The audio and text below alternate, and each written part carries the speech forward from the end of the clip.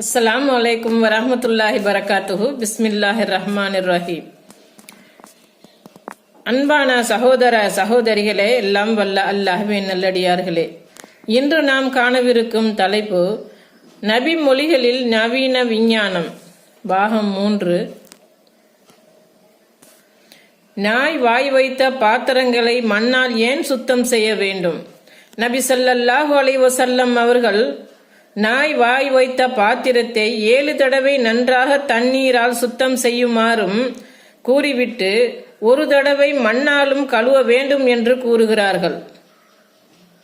நபி அவர்களின் இந்த வழிமுறையும் மிகவும் அறிவுபூர்வமானது, மனிதனுக்கு நன்மை தரக்கூடியது என்பதை இன்றைய நவீன விஞ்ஞானம் மெய்ப்பிக்கிறது. நாயின் எச்சிலில் உள்ள ரேபிஸ் வைரஸ் அளவில் கூற இயலாத அளவிற்கு மிகவும்